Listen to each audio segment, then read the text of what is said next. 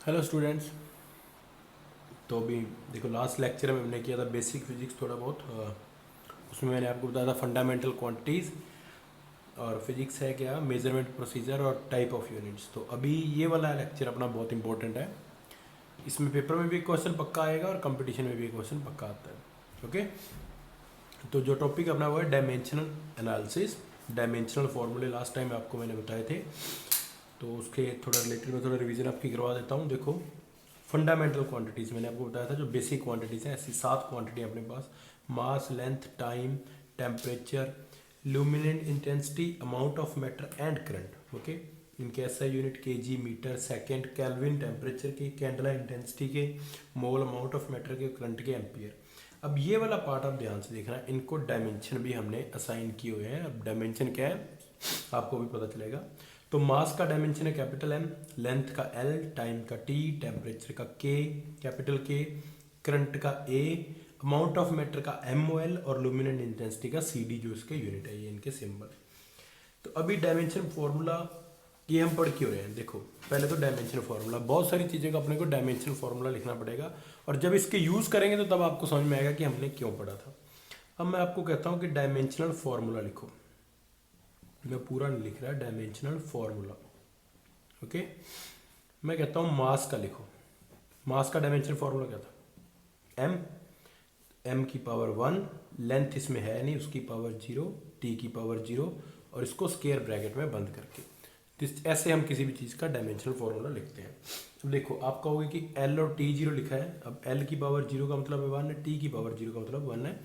तो आप आगे एम्पियर या उनमें क्यों नहीं लिखा? तो मिनिमम 3 अपने को लिखने होते हैं डायमेंशनल फार्मूला में, 7 लिखने की जरूरत नहीं। चलो देखो, अब मैं कहता हूँ लेंथ का फार्मूला लिखो। तो लेंथ में मास नहीं है, तो उसमें m0, l1, t0, ये लेंथ का डायमेंशन फार्मूला। ओके, ये प्रॉपर मेथड है डायमेंशन फार्मूला लिखने का। ओके, और अभी देखो, मैं थोड़ा आपको स्पीड का बताता हूँ, यहाँ से आपको समझ में आना शुरू है। स्पीड क्या होती है? Distance upon time. अब डिस्टेंस का डायमेंशन फार्मूला क्या होगा? एल, उसकी पावर 1, और टाइम का क्या होगा? T, sorry. तो स्पीड का डायमेंशन फॉर्मूला देखो, एल भी आ रहा है, टी भी आ रहा है, टी नीचे आ रहा है, तो इसको कैसे कैसे स्पीड का डायमेंशन फॉर्मूला कैसे लिखेंगे? L1 T-1, और m नहीं है तो 0। तो अगर मैं आपको कहूँ कि स्पीड का डायमेंशन फॉर्मूला क्या है, तो स्पीड का डायमेंशन फॉर्मूला क्या है? L-T-1, और उसको लिखते ऐसे, उसमें मास नहीं तो उसकी पावर अपने 0 लिख दी। तो ये बेसिक डायमेंशन फॉर्मूले मास लेंथ के। जैसे टाइम का लिखोगे तो कल टी की 1 आएगा। अब स्पीड में लेंथ 1 है और टाइम की पावर क्या है? -1। और देखो, और देखते हैं एक्सेलरेशन, जो आपने 9th में पढ़ी है। एक्सेलरेशन क्या होती है? स्पीड अपॉन टाइम, या मैं आपको वेलोसिटी भी लिख देता हूँ। वेलोसिटी का डायमेंशन फॉर्मूला भी यही आएगा। वेलोसिटी होती है डिस्टेंस, डिस्टेंस मतलब लेंथ या डिस्प्लेसमेंट। तो अब एक्सेलेशन का देखो, एक्सेलेशन क्या आना है? Velocity upon time. अब वेलोसिटी का डायमेंशन फॉर्मूला क्या है? देखो, जब सॉल्व करते हो तब सीधा ये लिखो, वेलोसिटी का क्या था? L-T-1, और टाइम का क्या है? टी। तो ये मैंने लिख दिया, देखो, स्पीड अपॉन टाइम। अब एल की पावर क्या आएगी? 1, टी की -1 है, एक ऊपर जाएगा, तो ये क्या आएगा? L1T-2, और m है नहीं तो m को मैं 0 लिख देता हूँ। तो एक्सेलरेशन का डायमेंशन फॉर्मूला क्या है? m0L1T-2, और स्पीड का क्या था? L-T-1। तो ये बेसिक है। देखो, जो जो फॉर्मूले आपको आते हैं उनके डायमेंशन फॉर्मूले आपको आने चाहिए। और कौन कौन से फॉर्मूले आपको आते हैं, देखो, बुक उठा के देखोगे तो बहुत सारे हैं। तो मैं आपको बताता हूँ, देखो, और देखो, अभी मैं लिख देता हूँ मैंने किस किस के निकाले हैं। मैंने वेलोसिटी का निकाला है, तो वेलोसिटी का डायमेंशन फॉर्मूला क्या था? m0L1T-1। अभी मैंने एक्सेलेशन का निकाला है, तो एक्सेलेशन का डायमेंशन फॉर्मूला था m0L1T-2। सपोज मैं आपको कहता हूँ फोर्स का निकालो।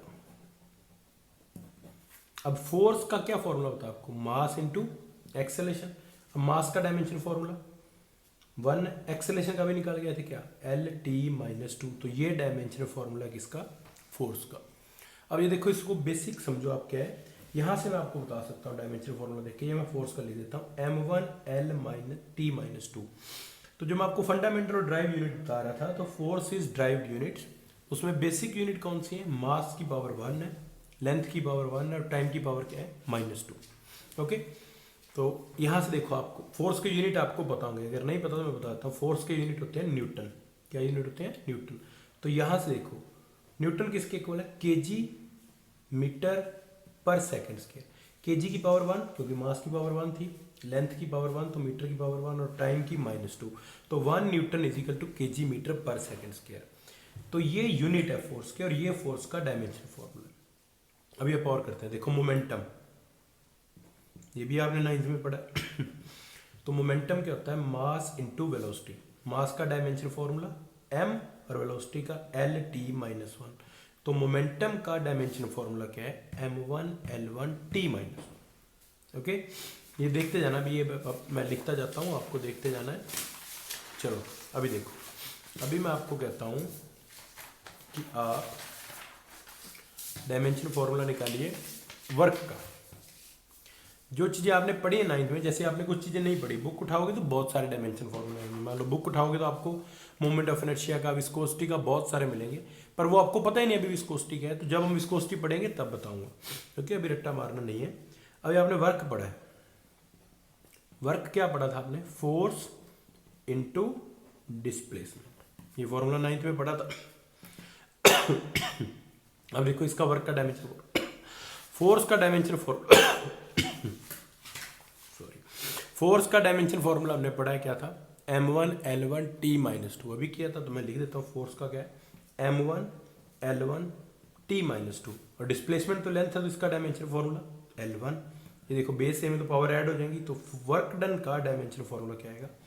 m1 L2 T-2। अब इसको स्क्वायर ब्रैकेट में लिखना है तो अच्छा लगेगा, अदरवाइज ऐसे भी छोड़ सकते हो। तो वर्क का डायमेंशन फॉर्मूला क्या है? देखो m1 L2 T-2। अब आ जाओ पावर पे। पावर क्या होती है? Work upon time. अब वर्क का डायमेंशन फॉर्मूला ये रहा, क्या था? m1 L2 T-2 और टाइम का क्या है? t। अब ये t ऊपर जाके क्या होगा? देखो -1 -2 ऑलरेडी पड़ा है, तो पावर का डायमेंशन फॉर्मूला क्या आने वाला है? m1 L2 T-3। ओके, तो ये कुछ बेसिक डायमेंशन फॉर्मूले हैं। अब देखो मैं आपको काइनेटिक एनर्जी का निकाल के दिखाता हूँ। Kinetic energy half mv²। Half तो क्या है? डायमेंशनलेस, इसकी हाफ की कोई यूनिट नहीं, तो हाफ का डायमेंशन है ही नहीं। मास का क्या है? m1। वेलोसिटी का क्या होता है?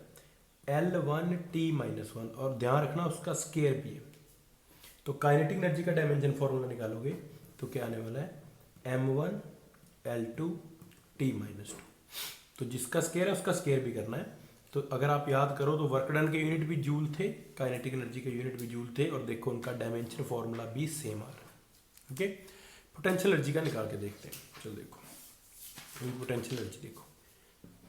पोटेंशियल एनर्जी आपने पढ़ी क्या? mgh। मास का डायमेंशन फॉर्मूला m। अब g क्या होती है? एक्सेलेरेशन, और एक्सेलेरेशन का क्या था? Lt-2। तो मास, एक्सेलेरेशन और हाइट तो क्या है? हाइट डिस्प्लेसमेंट है, उसका लेंथ है। तो पोटेंशियल एनर्जी क्या क्या आएगा? m1 L2 T-2। Same as kinetic energy, same as work done. तो ये डायमेंशन फॉर्मूले हैं बेसिक से जो हमने पढ़े हैं। इसके अलावा कुछ मुझे याद नहीं आ रहा जो आपने 9th में पढ़ा हो जिसका डायमेंशन फॉर्मूला आपको निकाल के दिखा सकूं। तो बेसिक देखो, आपको ज़्यादातर अभी जो बेसिक शुरू में करने हैं ना, वो मास लेंथ टाइम वाले आएंगे। तो हमने काइनेटिक एनर्जी पढ़ी है, पावर पढ़ी है, वेलोसिटी पढ़ी है, उन सब के डायमेंशन मैंने निकाल दिए हैं। तो ये आपकी बुक में भी है, नहीं है तो सर्च करना है, मिल जाएंगे। थोड़ा सा गूगल करना, मैं लिख के आपको भेजता हूँ, ये आपको मिल जाएंगे डायमेंशन फॉर्मूले।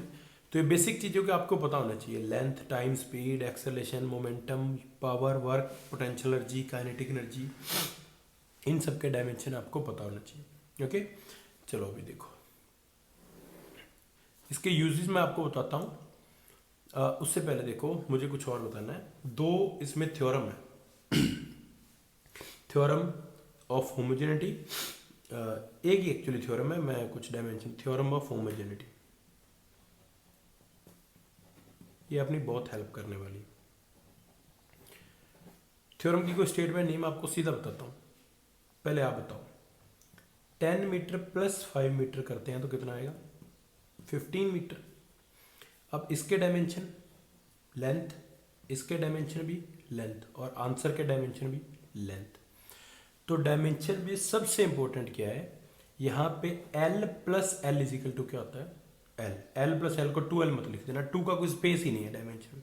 यहाँ पे एल प्लस एल का मतलब अलजेब्रा मत समझना, यहाँ एल प्लस एल का मतलब है लेंथ प्लस लेंथ, लेंथ ही आएगी। अब मैं लेंथ में से लेंथ माइनस करके दिखाता हूँ, तो 5 मीटर, तो 10 में से 5 मीटर अगर माइनस करते हैं तो 5 मीटर आएगा, तो लेंथ में से लेंथ माइनस होती तो भी क्या है लेंथ, तो एल माइनस एल क्या आएगा एल। तो इन dimension formula L minus L is equal to L, L plus L is equal to L, even M plus M equal to क्या आएगा एम। इसको ऐसे समझो mass plus mass equal to mass आने वाला है।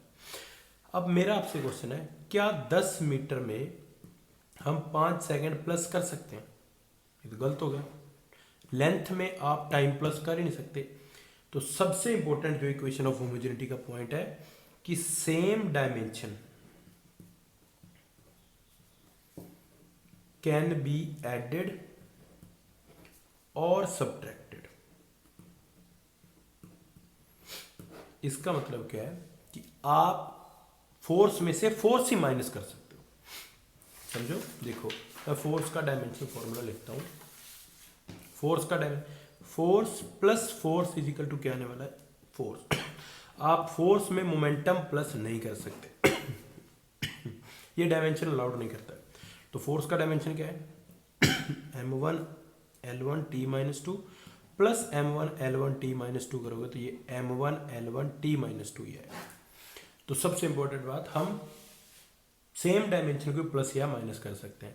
अब क्या मल्टीप्लाई डिवाइड कर सकते हैं? ऑफ कोर्स कर सकते हैं। ये देखो किया था, स्पीड में किया है, डिफरेंट डायमेंशन को मल्टीप्लाई डिवाइड किया है, एक्सेलरेशन में किया है। तो अब मल्टीप्लाई डिवाइड किसी को भी किसी से कर सकते हो, फोर्स को टाइम से कर सकते हो, फोर्स को लेंथ से कर सकते हो, बट एडिशन और सब्ट्रैक्शन ध्यान रखना बहुत इंपॉर्टेंट है, हम सेम डायमेंशन में ही कर सकते हैं। ओके, एक तो ये थी। अब दूसरा क्या है, पहली स्टेटमेंट क्या थी इक्वेशन ऑफ होमोजेनिटी की only same dimension can be added और सब्ट्रैक्टेड। अब आगे देखो, equal to dimension of LHS always equal to क्या होते हैं डायमेंशन ऑफ RHS। ये आप ध्यान रखना। देखो मैं आपको बताता हूं कैसे। एरिया, एरिया क्या होगा लेंथ इनटू ब्रेड्थ। अब एरिया के डायमेंशन क्या आएंगे, देखो लेंथ के डायमेंशन L, ब्रेड्थ भी लेंथ ही है, तो एरिया के डायमेंशन के आगे L स्क्वायर। तो एरिया के कोई डायमेंशन आपको पूछे तो क्या होते हैं m0 l2 t0 L square. अब मैं सर्कल का एरिया लेता हूं, सर्कल का एरिया क्या होता है 4 पाई r स्क्वायर। अब एरिया के डायमेंशन देखो क्या है L स्क्वायर, किसी का भी एरिया हो L स्क्वायर आना चाहिए। यहां मैं डायमेंशन निकालने की ट्राई करता हूँ। 4 के कोई यूनिट नहीं है, कोई डायमेंशन नहीं। पाई के कोई, कभी लिखा है पाई के आगे 22.7 मीटर, तो पाई के भी कोई यूनिट नहीं, कोई डायमेंशन नहीं। रेडियस क्या होगी लेंथ, और उसका क्या है स्क्वायर। तो देखो L square is equal to L square.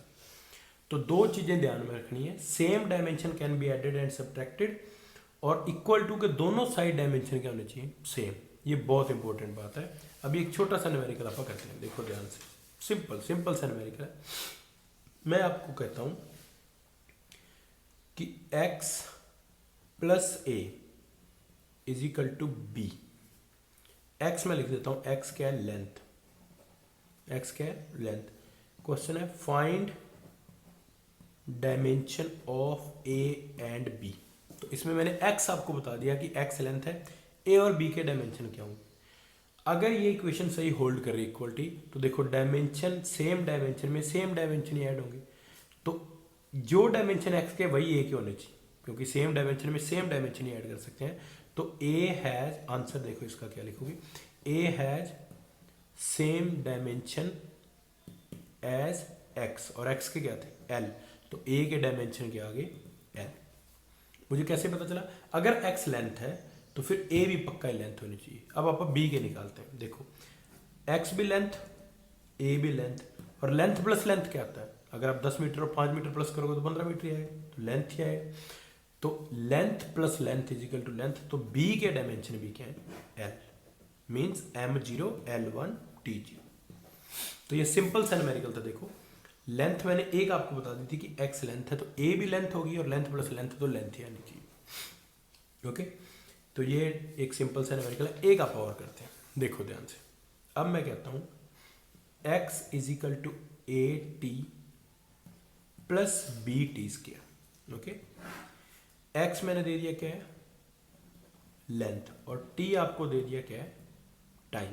अब मैं कहता हूं ए के डायमेंशन निकालो और बी के डायमेंशन निकालो। ठीक है, न्यूमेरिकल क्या है समझ लो पहले, सॉरी। एक्स इक्वेशन मैंने आपको कोई भी दे दी कि X is equal to A T plus B T square. इसमें आपको एक्स मैंने लेंथ दे दी, टी आपको टाइम दे दिया, और मैं आपको कहता हूँ ए और बी के डायमेंशन निकालो। चल देखो अभी सबसे पहले मैं क्या लगा रहा हूँ कि जो डायमेंशन एल एच एस के हैं वही डायमेंशन किसके होने चाहिए, आर एच एस के। तो एक्स के डायमेंशन क्या है, length is equal to length plus length, ये होना चाहिए। ओके, मैं लिख देता हूँ equation, X is equal to क्या है, A T plus B T की। तो इसके डायमेंशन अगर एल है तो ये इसके भी एल होने चाहिए और इसके भी एल होने चाहिए। तो अभी ए टी के डायमेंशन के आगे, ए टी के डायमेंशन के आगे एल।